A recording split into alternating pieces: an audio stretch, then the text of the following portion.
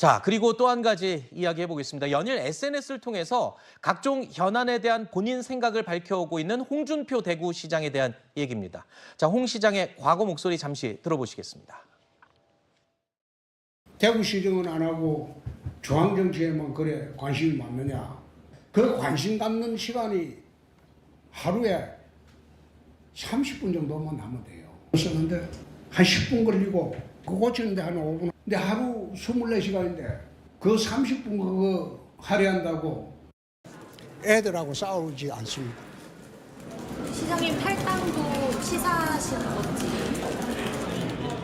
참 불쾌한 질문이다. 내가 이 당을 30년을 지켜온 사람입니다. 어떻게 그런 질문을 할 수 있어요? 자, 홍 시장이 어제 SNS에 또 이런 글을 올렸습니다. 여당이 대통령을 보호하지 않으면 윤 대통령이 중대한 결심을 하지 않을 수 없다. 대통령의 중대한 결심, 이게 뭘까요? 자, 이 표현을 두고 또 온갖 해석이 나오고 있습니다. 일각에서는 탈당 또는 신당 창당이 아니냐 뭐 이런 얘기까지 앞서와서 나오고 있는데 이건 좀 지나친 해석 같지만 이걸 왜 홍준표 대구시장이 이런 대통령의 의중과 얘기를 먼저 할까요? 그러니까 지금 대통령의 결심이라고 얘기하는 거는 탈당을 얘기를 하시는 것 같아요. 네. 그게 뭐 개헌이 될 수도 있고 탈당이 될 수도 있고 여러 가지 있지만은 가장 가능성이 있는 거는 탈당을 얘기를 하는 것 같은데, 근데 저게 왜 지금 불가능하냐면은 탈당을 해버리면은 지금 100석 조금 넘는 국민의힘도 집권 여당으로서의 지위를 잃어버리는 거고, 그다음에 탈당을 하게 됐을 때 윤석열 대통령의 지금 지지율로 비춰볼 때 따라 나올 의원도 몇 명 안 될 거예요. 지금 한동훈 위원장을 지금 당대표 전당대회에 나오라고 이렇게 하는 당 분위기 속에서 그것도 어려울 것 같고, 윤석열 대통령으로서도 앞으로 특검법이 계속적으로 발의가 될 텐데 그거를 거부권을 행사했을 때 재의결을 막아줄 방패가 없어지는 거거든요. 네. 그렇기 때문에 그거는 그냥 홍준표 시장의 너무 나간 생각이다, 그렇게 보입니다. 네. 홍 시장이요, 오늘 오전에도 또 SNS에 이 글을 올렸습니다. 퇴출된 의원들 일부가 최상병 특검법, 바로 내일이죠. 내일 표결에서 찬성 쪽으로 기우는 것은 이거는 소신을 밝히는 게 아니다. 이건 몽리다. 그러니까 내가 내쳐진 데 대한 불만 표시다. 뭐 이 정도로 얘기를 해석을 했습니다. 자, 그런데 한동훈 전 위원장을 겨냥한 듯한 표현도 함께 했어요. 어떻게 보십니까?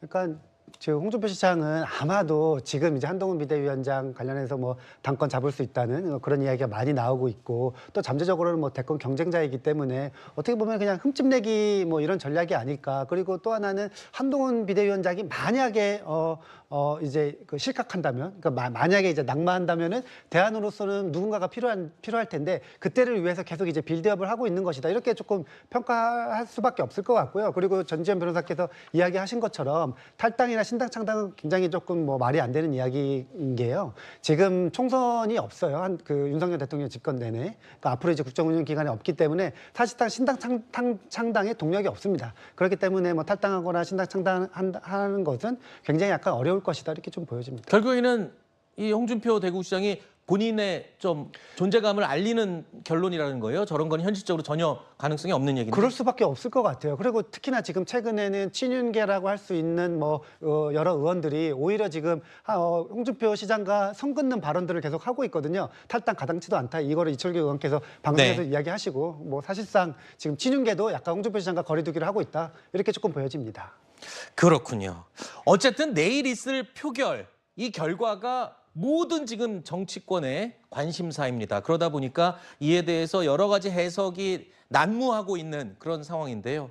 자, 이것뿐만 아니라 한동훈 전 위원장의 이 전대 출마 여부를 두고도 정치권의 설왕설래가 계속 이어지고 있습니다. 한 전 위원장의 과거 목소리 하나 준비되어 있습니다.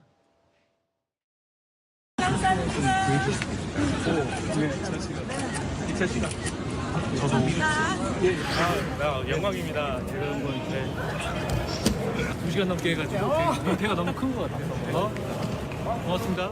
고맙습니다. 고생하셨습니다. 뭐 타고 가세요? 기차 안 타요? 네, 기차 타고 가요. 기차를 놓쳐가지고요. 네, 다시. 이 당이 하도 망하니까 어쩔 수 없이 저 같은 사람 부른 건데, 근데 지금은 어제까지 힘들었는데 여러분을 보니까 좋은데요, 진짜로. 사실 내일 있을 이 국회 표결이 워낙 지금 중대한 사안이어서 이 소식이 최근에 며칠 전부터 잠깐 뜸했었는데 계속 핫 이슈였죠. 서울의 한 도서관에서 목격된 이후에 한동훈 전 비대위원장 별다른 목격담이 들리지 않고 있습니다. 그런데 서울 강남병에서 당선된 고동진 당선인이 오늘 저희 채널A 정치 시그널에 출연해서 이런 말을 했습니다. 눈에 띄는 말이었습니다. 최근에도 소통하십니까? 아무래도 본인이 영입한 인재는 관리라고 하는 표현이 좀 이상하고 안부를 계속 주고받는다고 들어서. 예, 그 정도. 얼마 전까지만 해도 잠시 이제 좀 쉬어야 되는 시간이었고 같이 식사를 한번 했어요. 예. 식사를 하면서 많은 이야기를 듣고 저도 드리고 당분간 좀 휴식을 좀 취하는 게 좋지 않냐 그런 이야기를 좀 나눴습니다. 한동훈 전 위원장이 팬카페가 있습니다.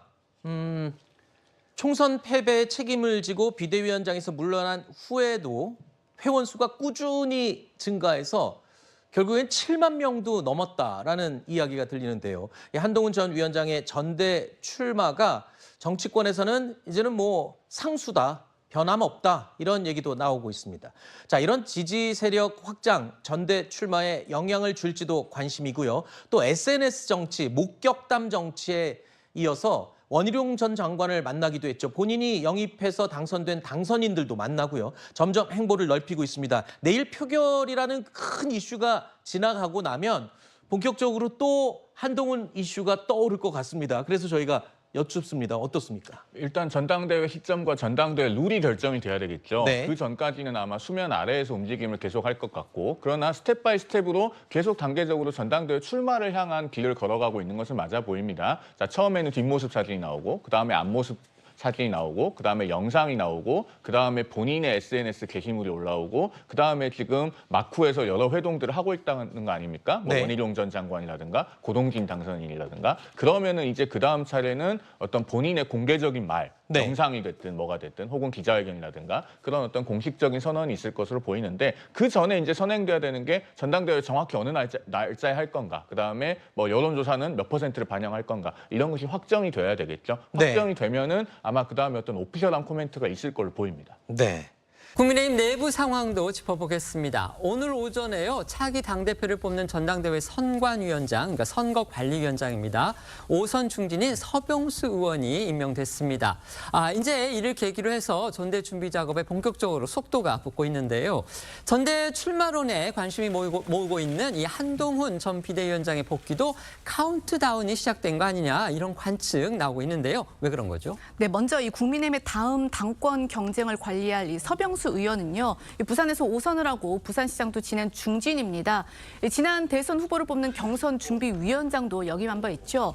이 당내에선 개파색이 엷다는 점이 이 발탁 요인 중 하나로 지목이 되는데, 왜 그러냐면은 이 한동훈 전 위원장이 등판할 경우에 이게 이제 친윤계 대 친한계 구도로 치러질 수 있다, 이런 이제 관측이 나오면서 아무래도 이 선관위원장의 중립성, 어느 때보다 더 중요하다는 그런 평가가 나오기 때문입니다. 이 서 위원장은요, 빠른 시일 내에 선관위 구성을 마친 뒤에 이 전당대회 개최 시기를 논의를 하는 등 본격적으로 전당대회 준비에 착수할 계획입니다. 며칠 안으로 이제 선관위가 구성될 것으로 보입니다. 이렇게 되면요, 7월 중에 전당대회를 여는 것도 물리적으로는 가능하다, 이런 계산이 또 나오고 있죠. 네, 앞서 황우여 비대위원장은 전당대회 실무 작업에 필요한 시간이 최소 40일이라고 밝힌 바가 있었습니다. 이번 달 안에 선관위가 구성이 돼서 전대 준비 작업에 착수를 하게 되면 이르면 7월 중 전당대회 개최도 가능하다는 계산이 나옵니다. 다만 당내에선 좀 더 여유를 갖고 7월 말에서 8월 초 중순 사이에 전당대회를 치르게 될 것이란 관측이 유력하게 나오고 있는데요. 이번 주 중으로 당내 의견을 모아서 전당대회 시기를 확정할 걸로 알려집니다. 여당이 언제 전당대회를 여느냐, 이 부분은요, 한동훈 전 위원장의 복귀 시점과 맞물리면서 더욱 정치권의 이목을 끌어왔습니다. 전당대회 준비의 속도가 날수록 결국 한동훈 전 위원장의 움직임도 본격화할 가능성이 크다, 이런 전망이 나오고 있는데요. 특히 이 팬덤 지지층, 그러니까 팬클럽 회원 수를 말하는 겁니다. 총선 후에 시간이 갈수록 아주 기하급수적으로 늘고 있다, 또 이런 보도가 나왔죠. 맞습니다. 한동훈 전 위원장의 온라인 팬카페 회원 수가 총선 전과 비교해 4배 이상 급증을 했는데요. 총선 전 18,000명 수준에서 조금 전 기준 7만 5천 명을 넘어선 상태입니다. 있습니다. 정치권에서는 이런 막강한 팬덤을 등에 업은 한 전 위원장의 전당대회 출마가 사실상 기정사실이 되는 분위기인데요. 일각에서는 전당대회 후보 등록 시점으로 예상되는 다음 달을 기점으로 한 전 위원장의 행보가 보다 더 뚜렷해질 거란 관측이 나오고 있습니다. 한 전 위원장의 그간 행보를 분석해 보면요, 총선 책임을 지고 나서 사퇴한 다음에 이제 초반에는 공공장소에서 목격담 형태로 여러 차례 소식이 전해졌고요. 그 이후에는 당의 사무처 직원 또는 이제 전직 비대위원과 같은 이런 사람들과의 비공개 회동이라든지 또 SNS를 통해서 이제 현안 메시지도 냈죠. 이런 식으로 이렇게 보폭을 조금씩 넓혀가고 있는 그런 상황입니다. 이제는 국회의원을 비롯해서 이 전당대회 판도에 직접적으로 영향력을 행사할 수 있는 인사들과 회동하는 정치, 이게 보다 본격화할 것이다. 이런 관측이 또 나왔습니다. 네, 앵커 말씀하신 대로 한동훈 전 위원장은 이 총선 이후 이 자맹 초반에는 자택 인근 거리나 식당 등에서 목격담 형태로 이 행보가 전해졌었고요. 방문객이 많은 공공도서관에서 책을 읽거나 또 시민들 요청에 따라서 사진을 찍어주는 등 적극 소통하는 모습을 보이기도 했습니다. 또 이 원희룡 전 장관이나 이 전직 비대위원 같은 측근들과 회동한 사실이 전해지기도 했었고요. 최근에는 SNS를 통해서 해외 직구 금지 논란 등 이 현안에 메시지를 내고 또 오세훈 서울시장과 설전도 벌이는 등 이 정치권 복귀에 본격적으로 시동을 걸었다라는 해석이 나오기도 했습니다. 이 관련해서 국민의힘 3040 이 소장파 모임인 천목회, 이 천목회 소속인 이승환 서울 중랑을 당협위원장은요, 한 전 위원장의 회동 정치가 보다 본격화할 것이다라고 예상을 했는데 그 다음에는 이 한 전 위원장이 이 팬덤을 정치적 조직화로 바꾸는 게 중요하다라고 조언하기도 했습니다. 들어보시겠습니다. 내가 알기로는 지금도 많이 만나고 다녀요. 많이 만나고 다니는데 이거를 드러내지 않을 뿐인데 이제는 드러낼 만한 만남들을 할 거다. 그리고 이제 그 다음에 이제 세력화, 지금 팬덤은 있잖아요. 팬덤을 세력화, 조직화. 이제 나오려고 하는 수순을 다 밟고 있는 것 같아요. 한동훈 위원장이 할 수 있는 거는 목격담 정치밖에 없었어요. 그걸 통해서 본인의 인지도와 호응도를 확인한 거고, 그 다음은 이제 SNS 정치가 될 거다라고 얘기했는데 이게 이제 직구 문제로 이제 시작을 했고, 그 다음 나올 거는 저는 회동 정치라고 생각합니다. 천목회의 또 다른 회원이죠. 또 한동훈 전 위원장의 영입인재 1호였던 박상수 인천 서구갑 당협위원장은요, 한 전 위원장이 그간 이룬 성과를 강조를 하면서 이제는 한 전 위원장 같은 정치인이 필요하다, 이렇게 주장하기도 했습니다. 네, 박 위원장은 SNS를 통해서 한동훈 전 위원장이 법무부 장관이던 시절 부활한 서울 남부지검 증권범죄 합수단의 성과를 다룬 기사를 공유하면서 한 전 위원장이 법무부 장관으로 있던 1년 6개월간 이루어낸 성과들을 나열했고요. 정치인이나 정무직 공무원에게 가장 중요한 미덕은 올바른 비전을 가진 채 일을 잘하고 또 열심히 하는 거라고 생각을 한다면서 교과서적인 정치인이 좋다. 우리도 이제 정치를 일이라고 생각하고 그 일에 푹 빠져 사는 그런 정치인을 가질 때가 됐다고 강조했습니다. 여기에 한 전 위원장이 직접 영입에 공을 들였던 또 다른 인물이죠. 삼성전자 사장 출신인 고동진 당선인은 이달 초쯤 한 전 위원장과 만나서 식사를 하면서 얘기를 나눴다고 밝히기도 했는데요. 고 당선인은 한 전 위원장이 총선에서 온몸을 불사르듯 했다며 본인은 휴식을 권했다면서도 전대 등판 여부는 오롯이 본인이 판단해야 할 문제라고 덧붙였습니다. 들어보겠습니다. 같이 식사를 한번 했어요. 예. 식사를 하면서 많은 이야기를 듣고 저도 드리고, 당분간 좀 휴식을 좀 취하는 게 좋지 않냐, 그런 이야기를 좀 나눴습니다. 두 분만 식사를 하신 건가요? 예, 저도 백서 위원회 한번 참석을 해봤어요. 예. 근데 일부 분들이 이제 특정 개인을 이렇게 언급을 하고 그러는 모습을 보면서 좀 안타깝다라고 하는 생각이 들었는데, 한 전 위원장이 측근 이후에 이 국회의원 당선인과 만난 사실이 알려진 건 고 당선인이 처음입니다. 들으신 대로 고 당선인은 이 국민의힘 총선 백서 투기가 한 전 위원장의 책임을 강조하는 것 쪽으로 움직이는 거, 이건 부적절하다는 취지로 말하기도 했는데요. 친한동훈계의 대표적인 인물이죠. 장동혁 원내 수석 대변인 역시도 총선 백서 작업에 불만을 토로해서 눈길을 끌었습니다. 네, 장 원내 수석 대변인은 오늘 오전 기자들과 만난 자리에서 사견을 전제로 공개적으로 총선 백서에 대한 입장을 밝혔는데요. 백서 특위가 한 전 위원장과 대통령실 참모진 면담을 추진하는 건 부적절하다는 게 골자였습니다. 장 원내 수석 대변인은 자신도 21대 총선 백서를 집필을 했었는데 그때와는 너무 다른 모습이라며 정치적 책임을 지고 물러난 당대표를 면담하고 대통령실 참모를 면담하겠다는데 백서팀이 특검은 아니지 않냐라고 꼬집었고요. 자신이 전직 사무총장 자격으로 모레 백서특위와 면담을 하기로 했다면서 한전 위원장에게 확인하고 싶은 사안은 비대위원장을 보좌하면서 공천 실무 책임을 지고 있었던 자신에게 확인하면 충분할 일이다라고 덧붙였습니다. 장 원내수석 대변인은 앞서도 라디오 인터뷰 등에서 총선 백서가 한전 위원장 책임론을 부각하는 걸 비판한 바 있거든요. 들어보겠습니다. 많은 분들이 한동훈 위원장이 제발 한 번만 더 와달라. 지원 유세 한 번만 더 와달라고 했던 분들. 한동훈 위원장이 유세하면서 이야기하는 것들이 그래도 유권자들에게 소구력이 있다고 생각해서 한 번만 더 와달라고 해놓고 지금 와가지고는 그것 때문에 졌다라고 저는 적절치 않다고 생각합니다.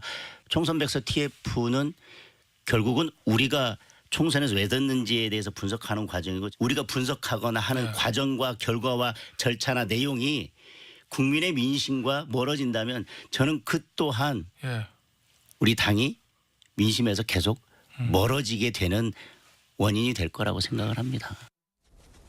전당대회가 가까워올수록 이 한전 위원장하고 더욱 날카롭게 대립각을 세우는 인물 바로 홍준표 대구시장인데요. 홍 시장은 연일 한전 위원장 그리고 한전 위원장을 지지하는 그런 사람들을 겨냥해서 비판을 쏟아내고 있고요. 또 반면에 윤석열 대통령을 옹호하는 그런 발언도 자주 내놓고 있습니다. 특히 당이 윤 대통령을 보호하지 못하면 윤 대통령이 중대 결심을 할 수도 있다 이러면서 대통령의 탈당 가능성까지 주장을 해서 또다시 당내에 파장을 불렀습니다. 네, 홍준표 대구시장은요 오늘 또 SNS를 통해서 이 총선 참패에 책임이 있는 사람을 당대표로 불러들이려 하는 것은 이 당의 앞날보다 사익을 우선시키는 대세 추종주의, 레밍주의로 보인다면서 이 한전 위원장을 암시하는 듯한 그런 비판글을 올렸습니다. 어제는 또 이렇게 주장을 했죠. 이 당이 몇몇 외부에서 들어온 이 정체불명의 사람으로 인해서 혼란으로 가는 것 가당치 않다. 이 여당이 대통령을 보호하지 못하고 지리멸렬하면 윤 대통령이 중대 결심을 할 수밖에 없을 것이다라고 주장을 했고요. 그렇게 되면 이 국민의힘은 여당조차 되지 못하고 이 소수당으로 전락할 것이다라고 경고했습니다. 이는 이제 당 일각에서 한전 위원장이 당대표가 되면 친윤계는 물론 윤 대통령도 탈당할 수 있다는 그런 설이 나온 것에 홍 시장이 힘을 실은 것으로 보입니다. 홍 시장은 앞서도 한전 위원장이 이 윤 대통령과 충돌했던 부분을 강하게 비판한 바 있었습니다. 하지만 친윤계 핵심들이 잇따라 나서서 윤 대통령의 탈당은 현실될 가능성이 없다 이렇게 장담하는 상황에서 여당의 어른이라고 할 수 있죠. 홍 시장이 또다시 대통령 탈당설을 끄집어낸 데 대해서는 당에서 또 비판이 나오고 있습니다. 네, 앞서 이철규 의원을 비롯해 여러 친윤 핵심 인사들이 윤 대통령 탈당설은 가당치도 않은 얘기라고 일축을 했는데요. 오늘 오전 이상민 의원, 홍 시장이 정치적 의도를 가지고 대통령 탈당설로 읽힐 수 있는 언급을 한 것이라면 천박하고 경솔하다고 강하게 비판을 했습니다. 오늘 국민의힘이 전당대회 선관위원장에 서병수 의원을 임명했습니다. 이제 전당대회 준비가 본격적으로 시작이 된 건데요. 그만큼 한동훈 전 비대위원장의 행보도 바빠질 것이다 이런 관측이 나오고 있습니다. 일각에서는 다음 달부터는 이제 본격적으로 복귀 행보에 나설 가능성이 커 보인다 지금 이런 관측도 나오고 있는데요. 어떻습니까?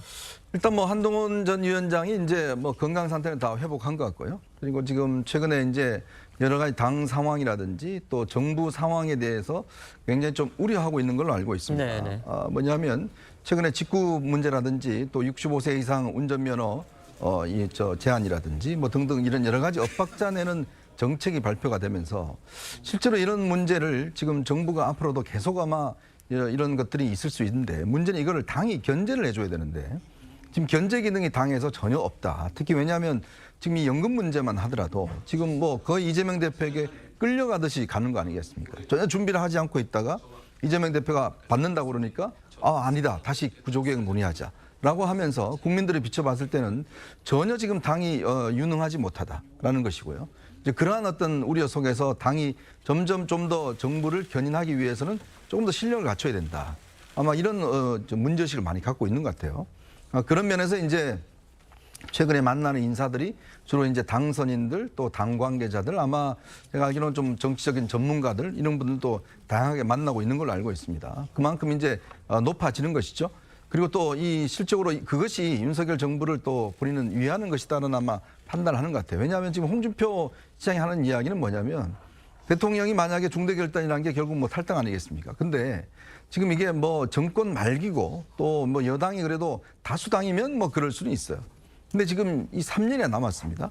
자, 그리고 이 여당이 지금 아주 소수 여당이지 않습니까?